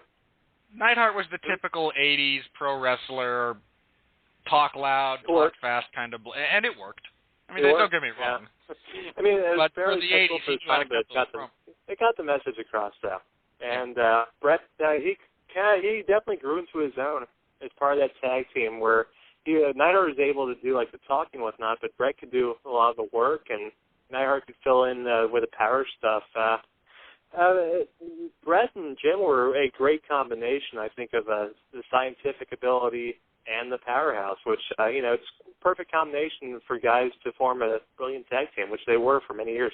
Still holds true. You could still use that same kind of methodology in pairing guys up, and it works. It works very well. Yeah, as far as like being heels and whatnot go, I mean, pretty much anybody with Jimmy Hart was going to get booed, so it's pretty much a given. And they were facing like guys like the British Bulldogs, who were pretty popular in their own rights, and the Harts and Bulldogs, man. So talk about classic matches up and down the bike. Those were some really good stuff. I still have fond memories of those. And trying to think of, there was a tag team that I had in mind that you mentioned that. The other one that pops up to me is Demolition. That's it. Okay. Now, let me say this. For a tag team that started off as kind of a Road Warriors knockoff, they wound up crafting their own personas and became a pretty solid entity in their own right. They were. Yeah, I mean, they were kind of crafted, X and Smash, and WWF on the other one. Every territory pretty much had their own Road Warrior knockoffs. That's true. They were like the Powers of Pain started off in a similar fashion, and a lot of other ones we don't remember because they weren't very good. But Blade Runners. Yeah, I mean that's how. The Blade Runners indeed. But that's how X and Smash started off, and but they were legit though. Bill Eadie back in the day as a Masked Superstar, he was a pretty darn good heel as a Masked Superstar and as Axe. He could cut a great promo. And Smash, Gary Darso, he was part of that Minnesota bodybuilding clique with Hawk and Animal and Rick Rude and those guys. And they're just two powerhouse guys who just, they would just clubber people, as Dusty Rhodes would say. And it wasn't always the prettiest thing of all time. They had the cool-looking paint. They had those, the kind of the S&M looking attire, which is kind of strange going back, but definitely an effective. Well, in the 80s, it was associated more with like biker and punk culture in the 80s than it was with. Yeah. I'm sure. Yeah, when you look back now, it looks kind of weird, but I'm sure back in the day it was fine. But they look cool. Don't get me wrong. But they were definitely effective in their role. They were the longest reigning tag team champions until the previously mentioned London and Kendrick knocked them off because they forgot about them. But just so bizarre. Yeah, it was bizarre. Now, I can think of a couple other guys, but I'm not sure if you want to hold off on them for the Heenan show or not, because I had a couple of guys that are really, along with Heenan for a lot, where I thought of Mr. Perfect. I think of Ravishing Rick Rude. Let's talk about Rude. I do want to get into Perfect more with Heenan because of how kind of inseparable they were as a duo. But Rude was he did plenty of stuff, kind of independent of Heenan. I mean, again, there's a few guys who are just so inexorably, I can speak, linked now, with the Heenan. thing about the Rude and Heenan relationship was kind of different from the rest of Heenan's relationships, and Bobby's talked about this before. Rude didn't really want a manager. He thought that Heenan was there to basically take the heat off him. And we're not sure if Rick ever quite figured out that Heenan was there to get the heat on Rick, but basically Rude wanted all the heat to be on himself. He didn't feel like he needed a manager. And, well, I mean, he was a good promo. It's not like he needed Bobby to talk for him or nothing, but it's not like they weren't friends or nothing. It's just kind of a different dynamic than some of his other wrestler-manager relationships. Well, that kind of strikes me. The nature of their on-screen pairing was more kind of like from a contemporary standpoint when you paired up CM Punk and Paul Heyman. Yeah. Punk didn't need a mouthpiece, which is traditionally one of the things a manager is. You have a guy who can't talk, like Brock Lesnar, for another contemporary example. You pair him with someone that can, and that was a staple of, early professional wrestling. You had a guy who couldn't cut a promo. All right, that's why we've got, Captain Lou Albano, Freddie Blassie, Gary Hart, Bobby. That's why these guys are on staff. So you can have someone who doesn't talk have a mouthpiece. Rude didn't. Rude was a good promo. He had good presentation on his own.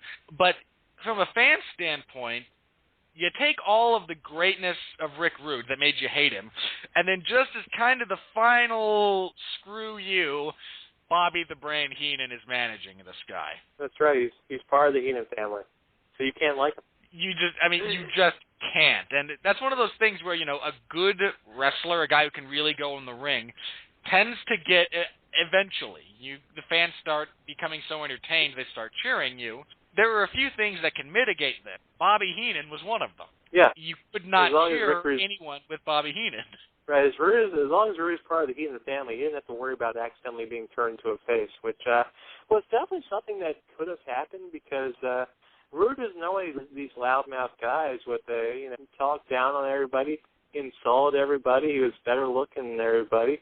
But at the same time, he was cool. Kind of known as kind of a cool heel in a way. Yeah. But he wasn't like trying to be cool. You know what I'm saying? No, it was just his personality. With his body and the way he talked. And look, we all want to be ladies' men. It's a natural thing that men have, and years of evolution have programmed us this way, and social circumstances as well. So the fact that here's a good-looking guy who can wrestle, who can get ostensibly any woman he wants, okay, he's going to talk down to us and we're going to be annoyed by it, but eventually we'll start kind of living vicariously through that because that's everything we wish to cheer for and aspire to be. Yeah. And he had a cool personality, I would say. He had a cool personality, but he did not wrestle like a cool heel, He was one of the stooging heels. He'd bump his ass off for people. He would totally run away. He would do stuff like that because he didn't want to get hurt or whatever. So he just had a cool personality going for him. Certainly not. I mean, Ravage and Rick, come on. But definitely, he was annoying. No one is annoying guys, but you basically program him with anybody, he'd be guaranteed getting some kind of reaction. And he had some good stuff. I mean, his stuff with Jake Roberts was good. He got some of the better stuff out of the Warrior. Like you mentioned, Warrior not a great worker in the traditional sense, but under the right circumstances, he could have a good match. And putting Rick Rude in there happened to constitute those circumstances.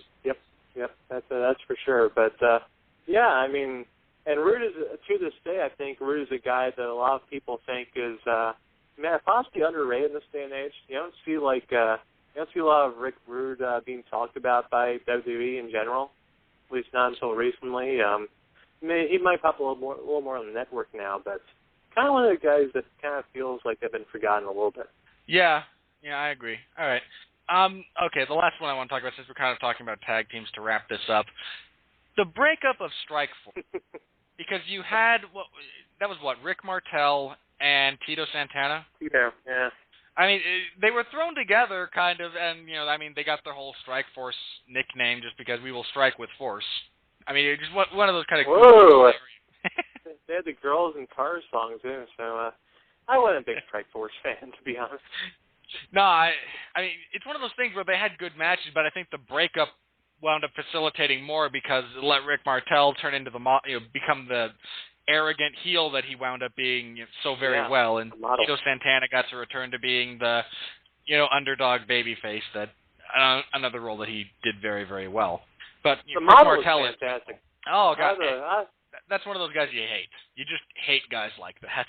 Oh yeah, and Martel, I would include him with Rick Rude as another guy that I think kind of gets lost in the shuffle, that doesn't quite been remembered for being as good as he was.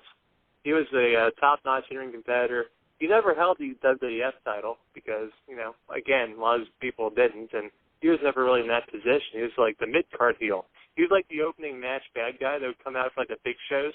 Like the first match of WrestleMania, to have Rick Martel coming out, and people start booing because they didn't like the model. And that was a good way to start the show. Yeah. Brief aside, the last guy I want to talk about, and I feel that when we started talking about guys who kind of get forgotten in the shuffle, he came to mind. But we're down to a minute of live time, so anyone listening live, come back. I imagine this shouldn't, the rest of this won't take more than 30 minutes, give or take. So, and I'll put links back up to the show after we're done. So thank you for listening live, and come back. I'll have the rest of it put up on Facebook and Twitter and all that fun stuff. But speaking of guys who just don't seem to have been forgotten despite being exceptionally talented, Don Morocco. Oh yeah. I mean, yes. Yeah. I got talking with Pat Mullen last week a little bit about him and just how people tend to forget that he was, around and that he was so good. I mean, he made top baby faces wherever he went because people hated him. They really did. He was despised. He was a beach bum, man. He was a beach bum because, I mean, the thing about Morocco, and people like smart internet fans will say that, Morocco is a little bit lazy in his matches from time to time. And, well, it plays to his character because he's a beach bum. He didn't have to try to be magnificent, Just could kind of coast along doing his thing. But, man, when he got in a hot feud and when he had, like, a top babyface going against him, and, I'm thinking about that feud. It falls out the time frame a little bit, but that's okay, I think. It is Mick Foley and Tommy Dreamer and Bully Ray and everybody else talks about how they became huge fans thanks to Superfly Jimmy Snuka versus Don Morocco in a steel cage in Madison Square Garden in 1983. Yeah, what a wonderful clash of styles and personalities that wound up being. I mean, you had Morocco as the champion, and he was, again, the beach bum and arrogant, and this is God-given. And then you had, Jimmy Snuka, who, in his heyday, I've heard rumors, mind you, so there's my big caveat. If Vince couldn't sign Hogan, he was going to go forward with national expansion with Jimmy Snuka in that role. That's been rumored, and there's been other factors that might have led to that not being a possibility, which we probably shouldn't get into due to legal reasons. There are, I don't want to have to read a big spiel of legal boilerplate. But the point being, that at the time, that wouldn't have been all that odd because Snuka was over. People loved Jimmy Superfly Snuka. Absolutely. And, they loved Snuka, and they wanted to see Snuka get his revenge against Morocco in that cage match. And even when Morocco did retain the title by falling outside the cage, which is a great way for the heels. One of the best ways for the heels to win a cage match is by falling out the door. That's Jimmy Snuka hit him so hard he fell out of the cage. Yeah. It's always great when the heel wins the match that way. What's not great, though, is when the face wins the match that way. And I saw that happen in Cincinnati in 1996. It was awful. It was Hunter Hearst Helmsley and Duke the Dumpster Droese, which is bad enough that was a cage match as it is. But Duke Droese wins by getting punched out of the door. It was terrible. It makes your babyface look stupid. It makes your heel look stupid. It just bad idea to anybody else. Staple of modern wrestling, making everybody look stupid. Yes. Hey, look, the babyface requests the cage match so he can have a fair fight with the heel. 5 minutes in, he tries to escape from the cage. Of course. Good times there. But that's a great way for the heel to win the match is by getting knocked out of the cage and falling flat on his face. And for every reason it's bad for the face, it's great for a heel. Simple logic. Yeah, but then, of course, Snuka still gets his revenge. He drags Morocco back in the ring, goes up to the top of the cage, hits the splash, and even though how many different people have done the splash off the cage since then. That's still the one that everybody remembers. The only other one that kind of comes close in my mind, actually kind of an odd one, but on SmackDown, I forget the year. This would have been after WrestleMania 20, kind of towards the summer of that year. There was a cage match on SmackDown between Eddie Guerrero and JBL. And Eddie hit the frog splash off the top of the cage. And that's the only thing that, first of all, for as much as it's been done, there's like, again, that's the only other one. Well, I remember that, and I kind of remember the time Mick Foley did it to Triple H. Yeah, because that was a tribute to Snuka as well. But Snuka's the one that everyone still to this day remembers. You remember Jimmy Snuka jumping off of that cage. Yeah. I remember Eddie did another time. I want to say he did another time. Remember the feud with Rey Mysterio? Was it it was 05. Was the feud with Mysterio? The summer of Rey Mysterio can always beat Eddie Guerrero. Yeah, and finally Eddie gets the big win in the cage on SmackDown, which is kind of also bad backwards because you have the face constantly winning, and the heel finally gets the win. And most of us were happy that he finally got the win. Well, the fact that he transitioned from that to being the if you want to, I mean, I was sad when Eddie passed, and for all kinds of reasons. If you want another one, just to kind of add, he died as he was building into a program with Batista, when Batista was on SmackDown and still actually cared about what he was doing. Yeah, and the interactions between Eddie and Batista were just, I mean, I thought they were gold. They had a great match. It didn't matter what happened. I think it was No Mercy show where they had a great match. Oh, yeah. But, yeah, he hit the frog splash. I can't remember if it was just off the turnbuckles or off of the cage. But, yeah, he could have won. He had beat down Rey Mysterio. He was going to escape and decided, no, I want to pin him. Which is, I actually like that as far as heel logic goes, because that's, he has to get the monkey off of his back, so he could have walked out the door, comes back in, frog splashes. Right. But just to kind of get back onto track here. But Morocco was just so darn good at making you hate everything about him, and again, proper pairings. He had some really good stuff anywhere he went. Really, I mean, he had some decent runs in other territories as well. And he just had this knack for making you wish him to suffer as much as humanly possible. They did, and they also even made him suffer by being in a sitcom with Mr. Fuji. Forgot about that.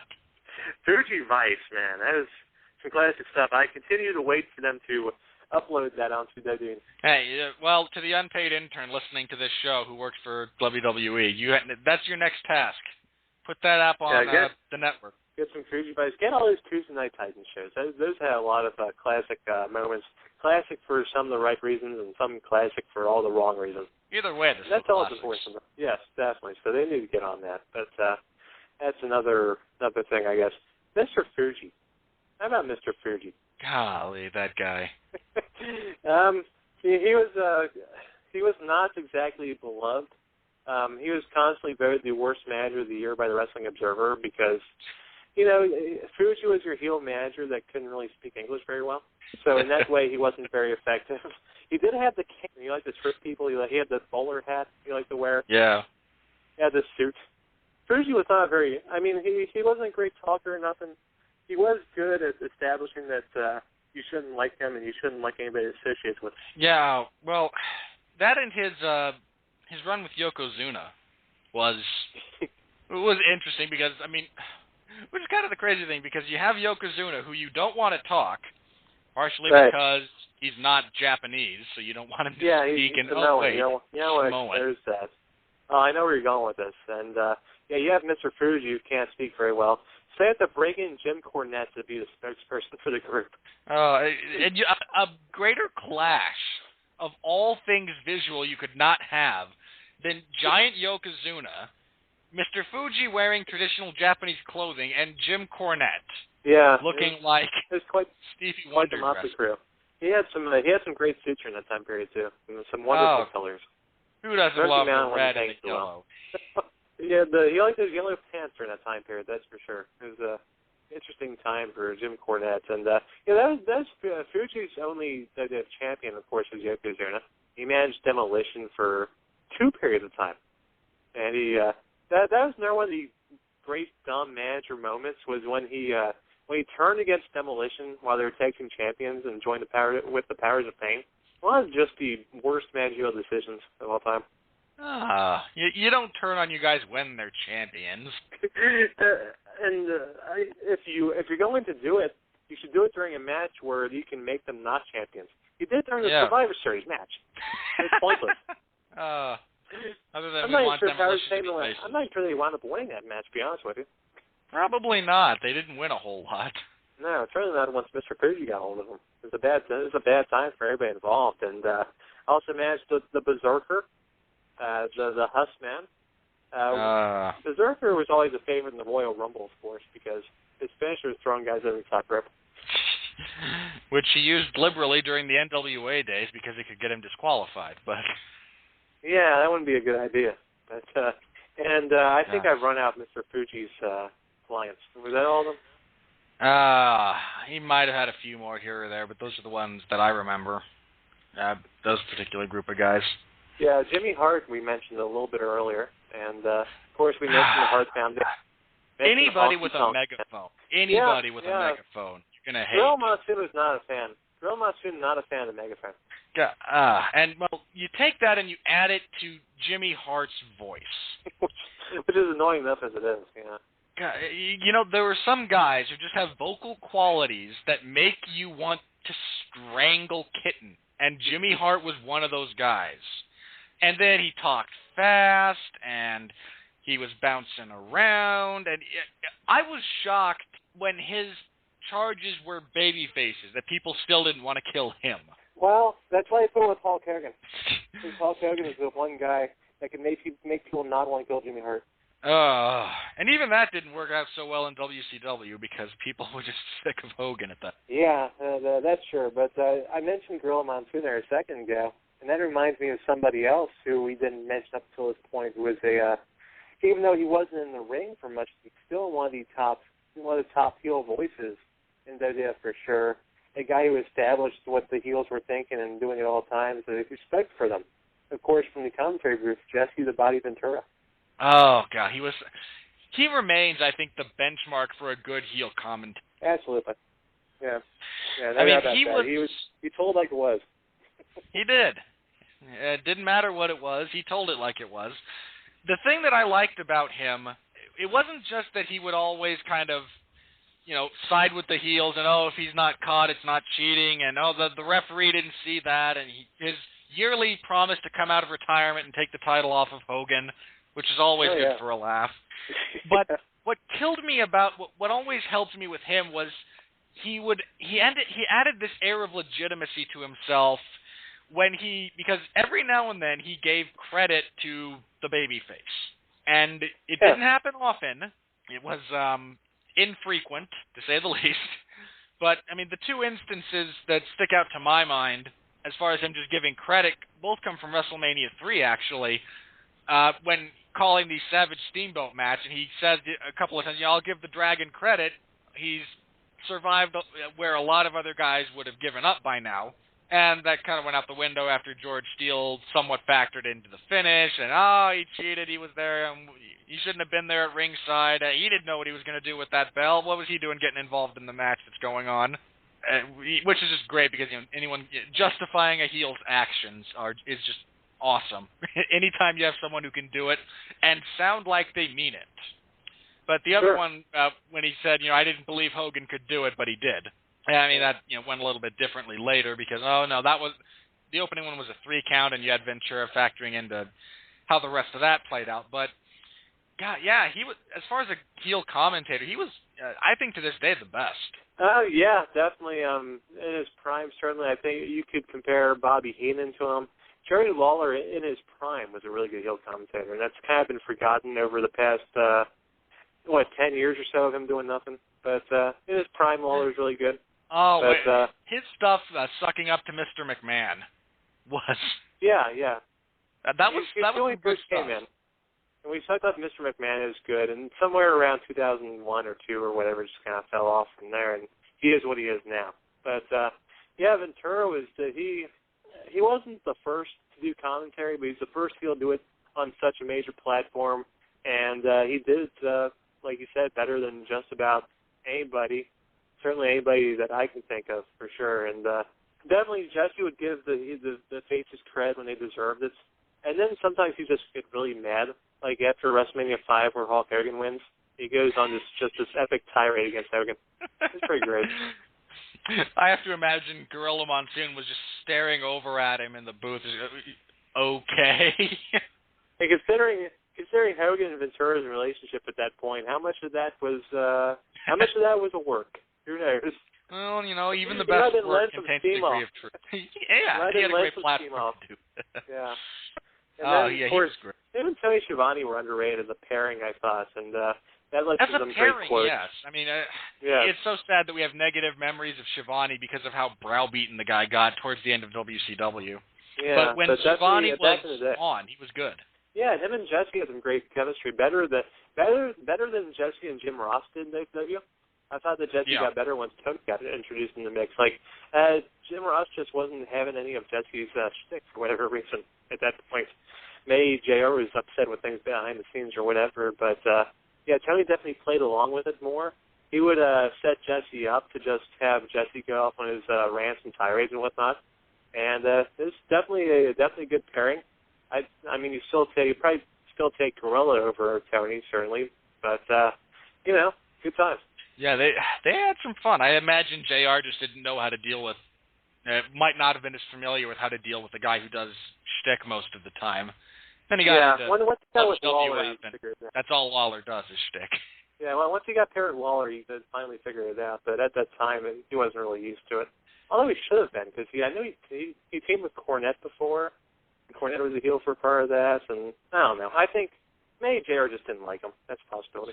And crazier things have happened than one human being not especially liking another human being. Yeah. And it affecting the work sometimes. It could happen. Possibility. Who would have thought? All right. I think that's everyone I wanted to cover on this particular stretch of time. Again, unless you have someone else that just like your light bulb moment goes, oh, wait, we have to talk about so-and-so. If you don't... Sorry, go ahead. I'm not even sure if this guy was around for part of the time in WWF. He did have a brief run with Hulk Hogan. The Ugandan Giant Kamala. Ah, Kamala. What is it about? He had a run in a couple different places. Kamala had a pretty, more than one place. He had a couple of decent runs. Memphis. Well, what was it in? World Class. Yeah. Well, here's my question. I mean, he was billed as. He was kind of more of the monster heel mold everywhere except WWF at the time, wasn't he? I mean, and then they had something different. I just seem to recall them portraying him a little more comedically, and that might just be my memory being faulty.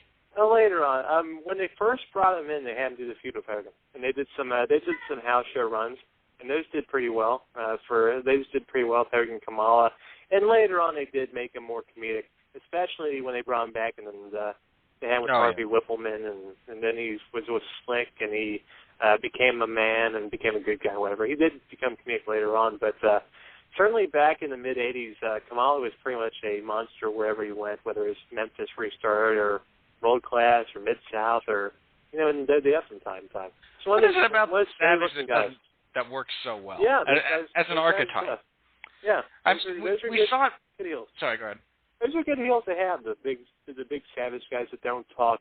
And I'm not sure you see enough of those in this day and age. I mean, even Rusev talked on Monday, for God's sakes. Well, I don't mind that Rusev does because he's done it in promos before. I mean, some of the hype packages featured him speaking. So it's not that he can't speak, it's that he chooses not to most of the time. But, I mean, even a few years ago, we saw that with Umaga. And he got over pretty big. He got over a lot bigger than I think most people expect him to. I mean, you don't think that, in the early 2000s, mid to late 2000s, you could have a Savage from the Isle of Samoa who doesn't speak and just screams a lot, and that it would work. But you wouldn't think so. But it did, and I mean, sometimes part of that stuff just works. You don't have to overthink some things. I think that we as a society accept that there are places in the world where you could go and find a person like Umaga who doesn't speak and is more than a little willing to just try and kill you. And somebody like Umaga, who's Kamala, who's a Ugandan savage, and might just eat you, because that's just kind of how things work from time to time. But as I was thinking about Kamala, and then Africa pops in my mind. And, of course, I got to give a little bit of love to the Slicksters combination of Twin Towers, the Big Boss Man. Boss Man had a pretty good series of house shows with Hulk Hogan. They had a pretty darn good cage match on Saturday Night's Main Events. Boss Man, they're known as a face in WWF for sure. I mean, he was a face for most of the time in WWF, but certainly in the late '80s when he first came in, he was a pretty darn good heel. Of course, Big Bubba Rogers and the NWA, but Ray Traylor, one of those guys who he could go for a guy his size. He had a good personality and whatnot. Probably gets a little bit overlooked because we do tend to have a bias against the bigger guys from time to time, but. He was definitely good in his role. And then you had the Askin Dream Akeem, which was interesting, to say the least. One-man gang. Yeah. Now, the gang is pretty from? legit, though. He was from deep, dark Africa. No, when he was actually, legitimately, where was he from? Oh, the one-man gang was, he was built from Chicago. I wouldn't be surprised if he was, in fact, from Chicago. That's probably about right. So, let's take a very large, somewhat overweight white guy and bill him from Africa.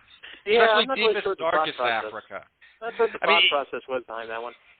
I mean, you could go with South Africa and maybe get away with it. But no, deepest, darkest Africa. But deepest, darkest Africa.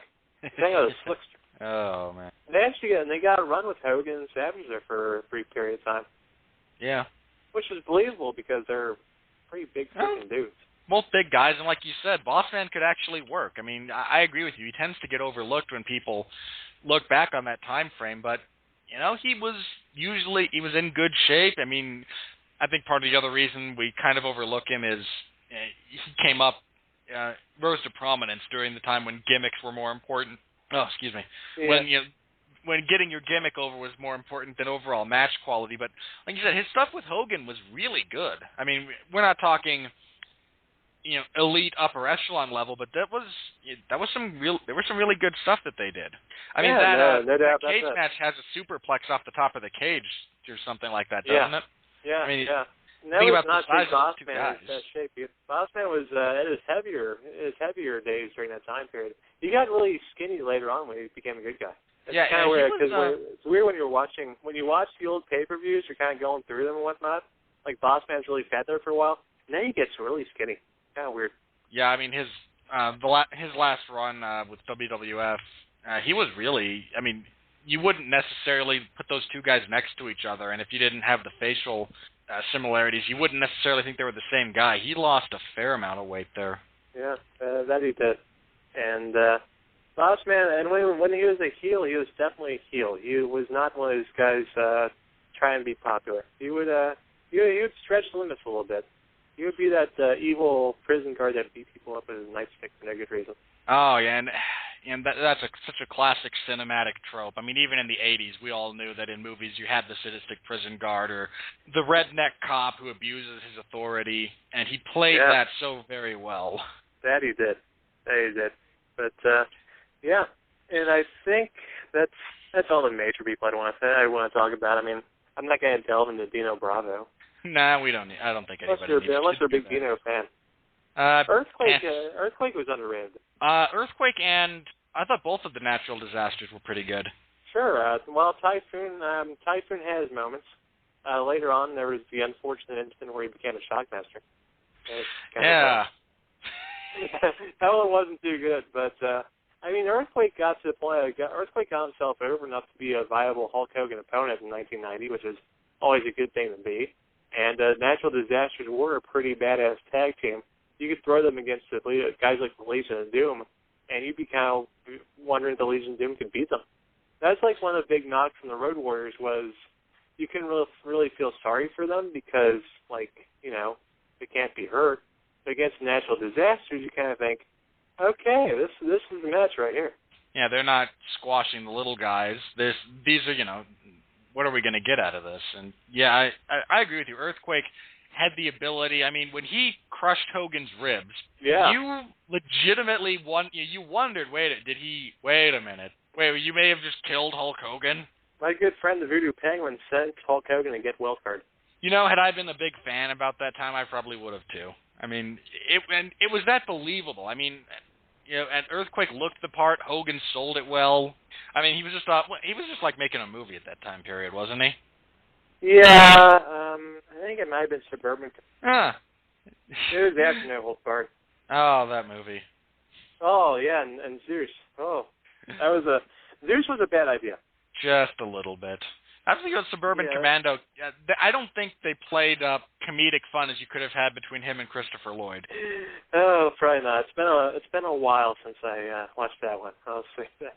The Undertaker's in that too, if memory serves. He had some kind of a bit part or something. I want to say. He was one of the two intergalactic bounty hunters who never spoke, and then he did at the end, and like a little kid's voice comes out. Oh, and the big payoff is Hogan looking at him going, oh, so that's why you guys never spoke. Brother. All right, Steve, it's been a lot of fun having you on here. Thank you so much for doing this. Oh, no problem. It's been a good time. I'd like to spread out my podcasting wings a little bit here. Appear over here on the Rodlich Broadcasting Network thing? Yep. Well, you're a mainstay of the Zonka Podcasting Network. That's right. And I've talked with Mark before, and since I've not talked with you before, so it's been a good time. And of course, you're going through all the wrestling bad guys. Is that right? That's my goal. Cool. So I may ask you back.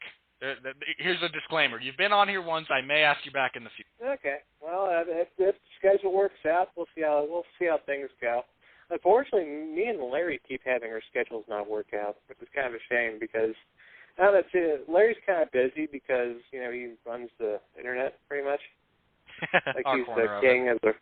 He's like the king. He's the king of stuff, and he's a very busy man. So it's tough for us to get together. But I do a weekly podcast with Jeremy Lambert.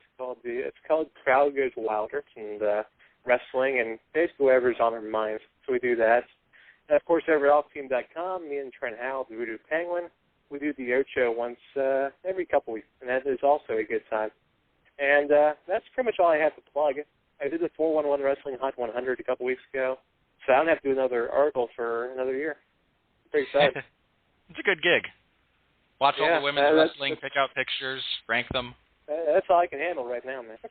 That's all I need to handle, for God's sake. Yeah, good times. I'm glad you had me on. Yeah, I'm glad. You show up once a year, you get the most clicks on the internet for a couple of weeks. It ain't a bad gig, I will say that.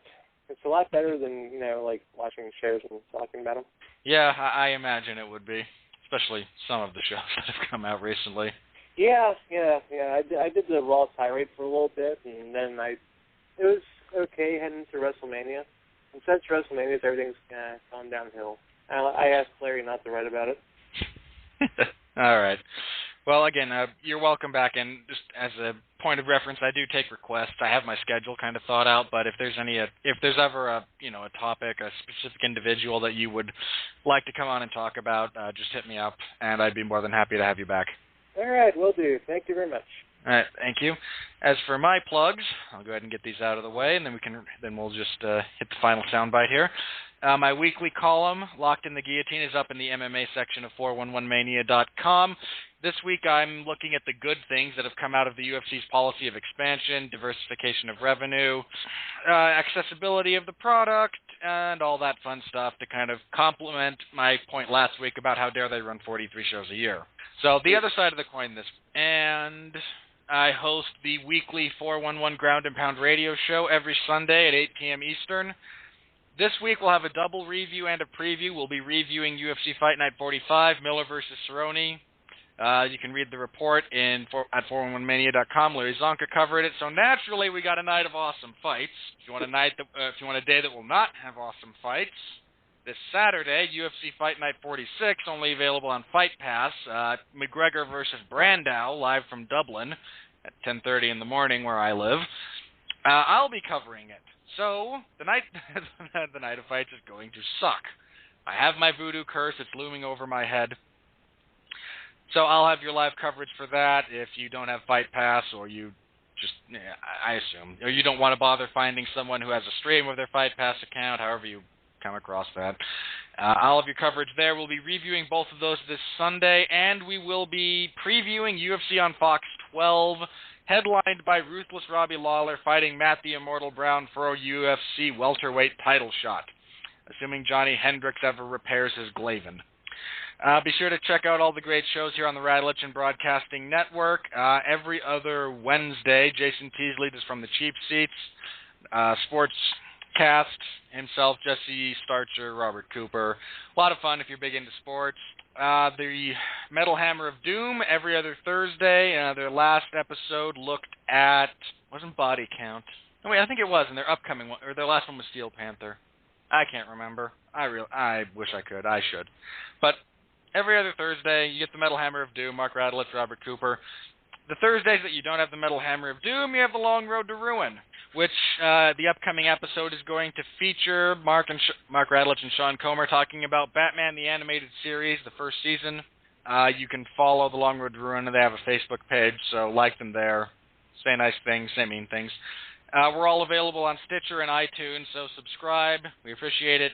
Rate us 5 stars or whatever you think we're worth, preferably more than 1. That's all I ask. My ego is fragile. And we appreciate all the comments and criticisms that you give us. We try to improve. We understand you have hundreds of thousands, if not potentially millions, of these podcasts to choose from, and you choose ours. So thank you very much for that. And don't be afraid to tell a friend. If you know people who you think would like our product, we appreciate you letting them know about it. We're trying to grow something here. Because one of these days I want to be able to read copy and get paid for it, and not just shill things I enjoy. All right, that's going to wrap us up here. So for Steve Cook, 411 Luminary, and longtime collaborator in the Zonka Podcasting Network, I'm Robert Winfree, reminding you that if you don't have a decent bad guy, your hero is just a weirdo in tights. So say good night to the bad guy.